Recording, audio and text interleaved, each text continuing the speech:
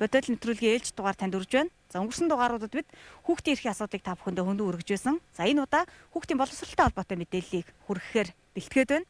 Өөрөөр хэлэх юм бол хүүхдүүдийн боловсролдоо анхаарч сайн жишгийг тусгасан 2 сургуулийн мэдээллийг та бүхэндээ өргөх болно.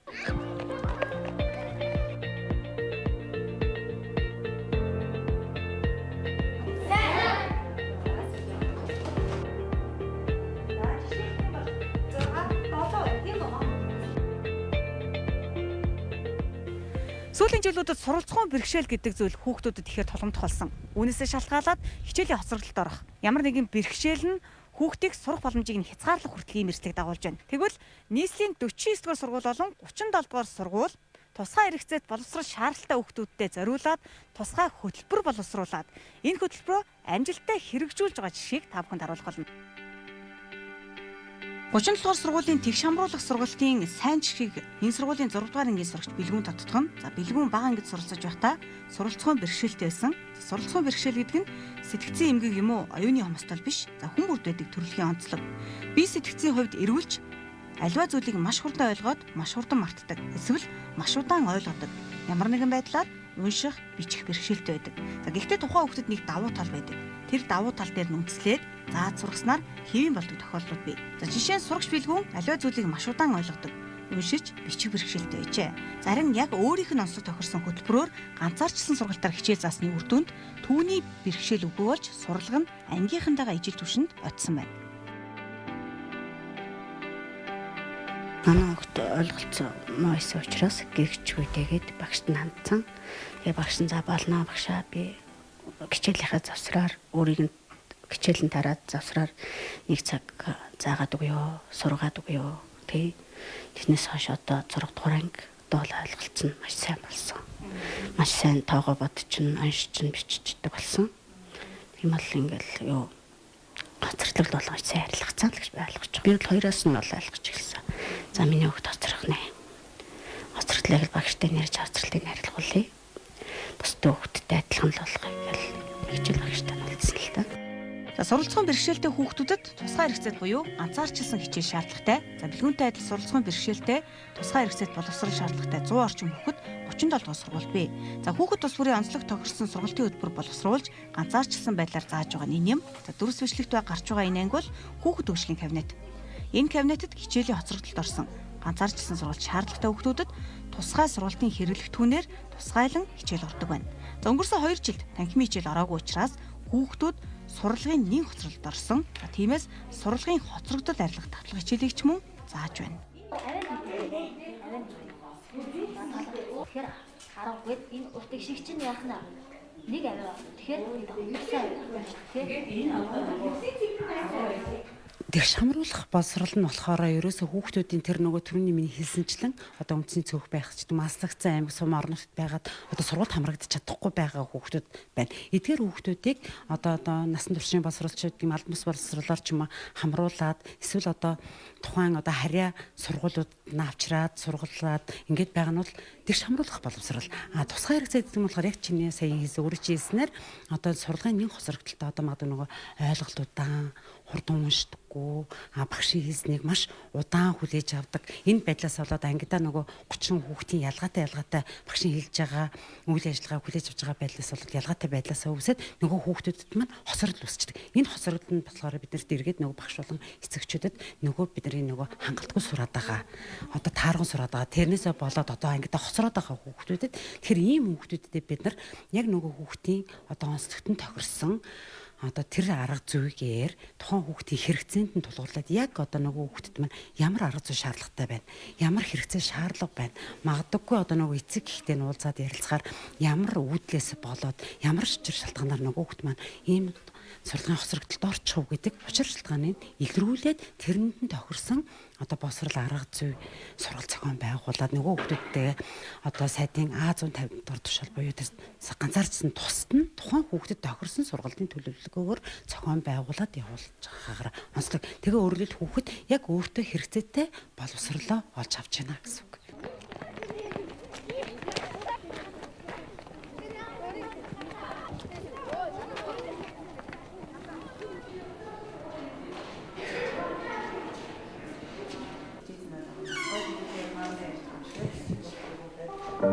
За энэ бол нийслэлийн ерөнхий боловсролын 49 дугаар сургууль. 49 дугаар сургууль 37 дугаар сургуультай адил шаардлагатай хүүхдүүдэд тусгай хэрэгцээтэй боловсролыг олгож хүүхдүүдийг боловсролд тэгш хамруулж байна. Үр дүнд нь суралцсан бэрхшээлтэй хүүхдүүдийн сургалгад маш том ахиц гарчээ. За тухайлбал энэ сургуулийн 6 дугаар ангийн сурагч Ихшиглэн 1-2 дугаар ангидаа хичээлдээ анхаарч төвлөрч тогтож сууж чаддаггүй. За сэтгэл зүйч үүнийг нь анхаарлын тогтворжуулалтын хам шинж гэж уншилсан. За энэ бол суралцсан бэрхшээлд орно. За үүнээсээ шалтгаалаад суралцааны ангийнхнаас авчрах болжээ. За ингээд багш нар нь онцлогтон тохируулан хичээл орж 3 дугаар ангидаа Ихшиглэн 15 минут тогтож суудаг болж агсаар одоо анхаарал нь төвлөрч тогтвортой төвлөрч чаддаг болжээ. За энэ бол ганцаарчилсан тусгай хэрэгцээтэй боловсролын үр дүн юм.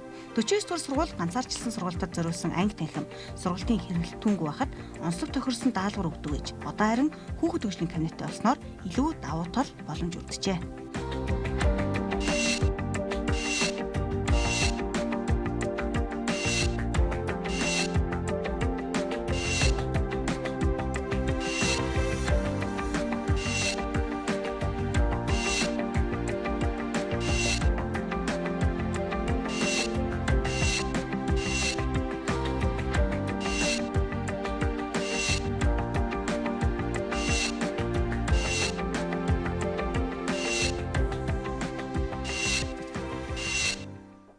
Эцэг эх нь бол одоо маш их анхаарал халамж тавьдаг, хүүхдийнхаа сургалганд нь одоо маш их анхаарал халамж тавьдаг. Тэгээ ингээ багштай ингэж маш их хамтарч ажилладаг ээж нь бол тийм байсан. Тийм учраас Ихшиглэн бол одоо цаг хугацаанд бол уншиж бичиж сурсан. Тэгтээ нөгөөх нь ингээд анхааралтай юуг учраас нөгөөх нь юу хичээлдээ одоо хоцорч гэсэн. Тийм болохоор энэ хүүхдэд нөгөөдний одоо нэмэлт даалгавар яг өөртөө тохирсон тэр юг хөхтөө болоод одоо хичээлийн дундуур ингээ бусад хүүхдүүдтэй ингээ хамт суулгаад тэгээд өөрт нь одоо тохирсон даалгаврыг хийлгээ суулгана. Тэгэхдээ одоо энэ хүүхдэд чинь би яг ингээ тулж яг бусад хүүхдүүдтэй ажиллаж байгаа учраас энэ хүүхдэд чинь тулж ажиллаж чадахгүй шүү дээ. Тийм юу яадаг бэрхшээлтэй байсан. Тэгээд одоо хичээлийн дараа ч юм уу энэ хүүхдийг одоо үлдэж жагаад одоо нэг цөөхөн хэдэн минут одоо дараагийнхаа ээлжийг орохоос өмнө нэг цөөхөн хэдэн минут ч юм уу тех нэг давтлага маягаар нэг уншуулах тиймэрхүү маягаар одоо явдаг гэсэн бол энэ анги танхим байгуулагдсанаар одоо битэрд бол нэлээд боломж олж одоо энэ ангид орж ирээд ингээд одоо уншин бичин тэгээд дээр нь одоо энэ хүүхдийн сонирхлыг дасан тэрс маань анхаарлын докторгууд та хүүхдэд чинь одоо бага насны хүүхдийн тоглоомын юунууд чинь маш их анхаарлын татаж яадаг. Тийм болохоор энэ хэрэглэгдэхүүн энэ танхим доторх одоо энэ хэрэглэгдэхүүн одоо орчин нөхцөл бол одоо нэлээд одоо ач холбогдол өгсөн.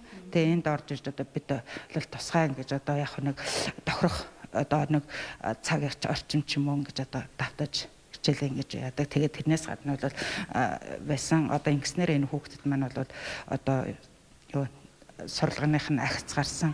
Манай улсад суралцсан бэрхшээлийн мэрэгжил сэтгэл зүйн онцлогоо хийлгүүгээр ердийн суралцсан бэрхшээлтэй хүүхдүүдийг ухаан муутай, сурлаг муутай, оюуны хомсдолтой эсвэл аутизмтай гэх мэтээр тааж оншилдог. За үүнээс болоод багш нар болон хүүхдүүд суралцсан бэрхшээлтэй хүүхдүүдийг гадуурхдаг. Хүүхэд гадуурхагдаж ялгарласнасаа болоод анги твшиж чадахгүй байх, сургуулиас зугтах, сургууль завсардах, гэмтрэгт холбогдох, ажил мэргэжлээ буруу сонгох хүртэл нөхцөл байдалд хүргэдэг. За тэгвэл энэ нийтлэг буруу ойлголт дүр зургийн эсрэг цөөнгүй сургууль хүүхэд бүрийг тэгш хамруулж, онцлогтон тохируулж сургаж байгаа туршлагын юм.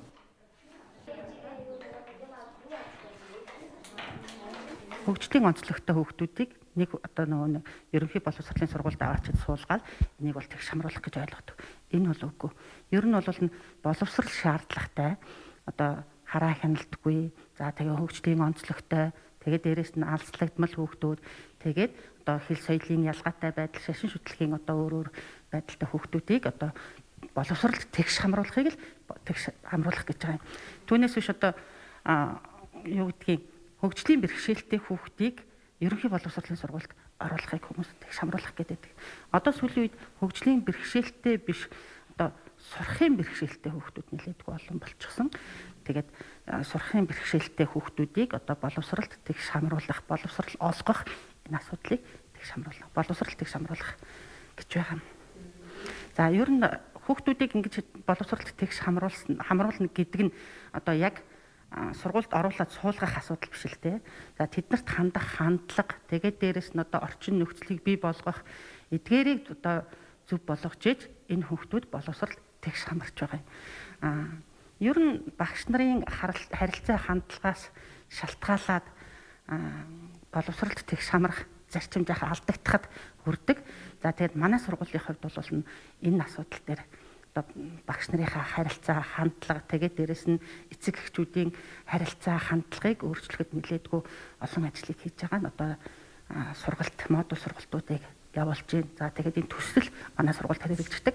За тэгээд боловсролт тэгш хамруулах төсөл маань бага анги дээр 3 жил хэрэгжээд одоо дунд анги руу орсон байгаа. Тэгээд одоо дунд ангийнхаа эцэг эхчүүдийг одоо мөн боловсрол хүүхдийн одоо тэгш хамруулах боловсролыг нэмэгдүүлэх, эцэг эхийн тэгш хамруулах боловсролыг нэмэгдүүлэх зорилгоор явуулж байна.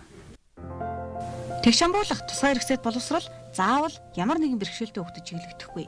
Эрүүл мэндийн шалтгааны улмаас хичээлдээ тогтмол байж чаддаггүй хүүхдэд зориулсан хөтөлбөрийг 49 дугаар сургууль боловсруулж хүүхдэд хичээл сургуультанд тэгш хамруулж байна.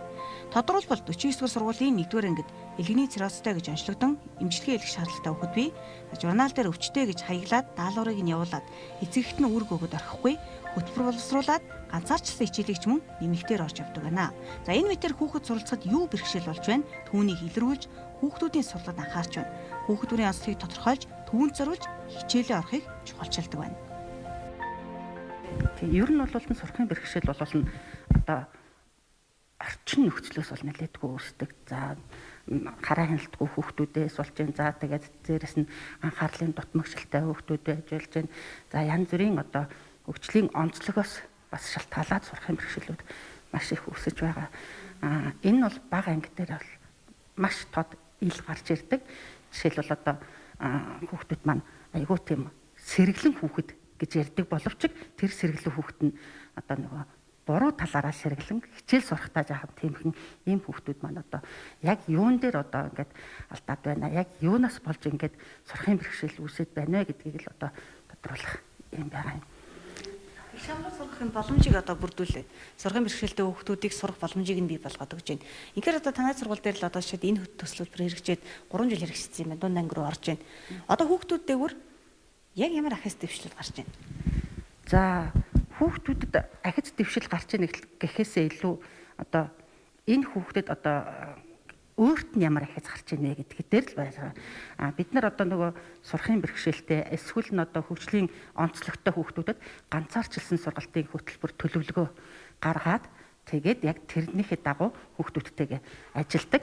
За тэгээд одоо тэр хүүхдэд маань ямар ахиц гарч ийн вэ гэдгийг л одоо харуулах хэрэгтэй юм. Түүнээс биш хүүхдийг хүүхдтэй биш хүүхдийг өөртөө харьцуулж тэр тухайн хүүхдийн ахицыг тооцох ийм үнэлэмж байгаа юм. Бид тусгай сургуулиас тусгай хэрэгцээт боловсрол руу аажим аажмаар шилжиж байна. За энэ үед тусгай хэрэгцээт боловсрол олгох, тэгш хамруулах, ялгаатай байдал үүсгэхгүй, сурагчдыг хичээлийн хоцрогдолгүй байлгах хамгаас чухал. Аливаа бэрхшээлийг бэрхшээл талаас нь бус, боломж талаас нь харж тухайн хүүхдийг хөгжих боломжоор хангах нь тэгш хамруулахад хамгийн чухал нөлөө өндөртэй юм. За манай энэ сургуулийн 7 дугаар сургууль дээр болохоор бага боловсрол дээр тэгш хамруулах боловсролын төсөл хэрэгжээд за амжилттай сайн хэрэгжсэн сургуулийн жишээгээр ороод тэгээ одоо цаашид үргэлжлүүлээд дунд боловсрол буюу суур боловсрол дээр хэрэгжих гэдэг одоо яг энэ жилээс эхлээд манайх дээр одоо хэрэгжиж эхэлж байгаа. Тэгээ багш нар маань сая бол 3 модуль сургалтанд хамрагдаад тэгээ модуль сургалтынхаа хүрээнд бол эхний удаадаа багш нарын зүгээс эцэг эхийн зүгээс яаж одоо нэг хүүхдүүдтэй ажиллах ёстой юм гэсэн бүх сургалтуудаа бол авсан байгаа. Тэгээ одоо бол яг дунд боловсролынхаа хэмжээнд одоогоор бол хөтөлбөрөөр боловсруулад ингээ ажиллахаар цаашдынхаа ажлыг төлөвлөөд явж байгаа гэсэн. За тодорхой хэмжээгээр хүүхдүүд маань өөрчлөлт орно. Хүүхдүүдэд бидэд бол бас нөгөө бүрэн оншилж амжаагүйгээр бас хүүхдүүдийг ялгаатай сургаад байдаг гэдэг асуудал дээр л илүү төлхөө анхаараад тэгээд болж өгвөл одоо хүүхдүүдэд ялгаатай байдалд тулгуурлаад тэгээд магадгүй одоо тэр нөгөө багийн онцлогоогоор одоо энэ хүүхдүүд бол одоо тусгай үйлчлэгээ үзүүлэх шаардлагатай байна гэсэн хүүхдүүд гарч ирэх юм бол багш нар маань одоо нэгдсэн байдлаар хөтөлбөрөө хамтарч гаргаад тэгээд ажиллах хэрэгтэй. Миний хувьд бол яг би өөрийнхөө ангидаар бол монгол хэл бичиг уран зохиолын хичээл ордог. Тэгээ одоо энэ хүүхдээ нөгөө бага ангийн багштайгаа ярилцаад суур ингээ яригдчихсэн учраас шинээр орж байгаа монгол бичгийн хичээл дээр бол одоо бас тодорхой хэмжээгээр нэмэлт даалгавар өгж арай уртсгсан цагаар энэ ажиллаж байгаа. Ер нь бол энэ бол бас яг ордос шинэ зүйлч бас биш л дээ. Монгол уламжлалтын сургууль хөгжлөх ухаанд болохоор савын онол гэж байдаг байсан. Тухайн хүүхэд нь одоо ямар нөгөө сав тай байна тэрний хэмжээгээр одоо нөгөө эрдэм мэдлэг ордог гэдэг.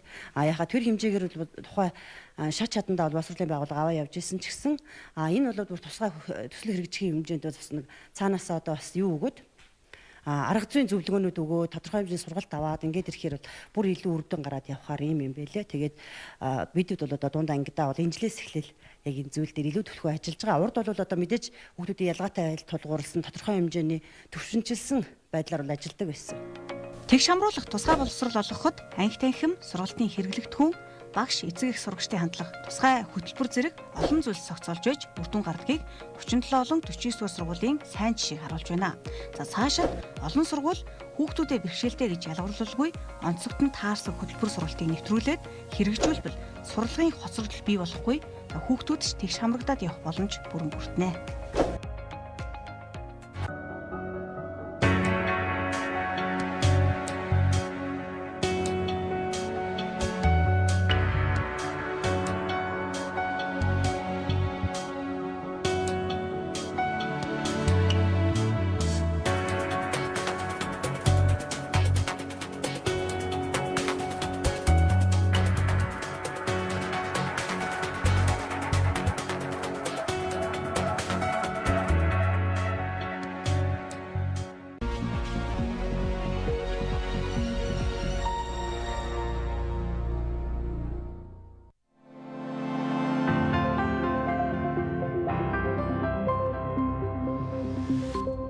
Виртуал хамтрагчтай амьдрал.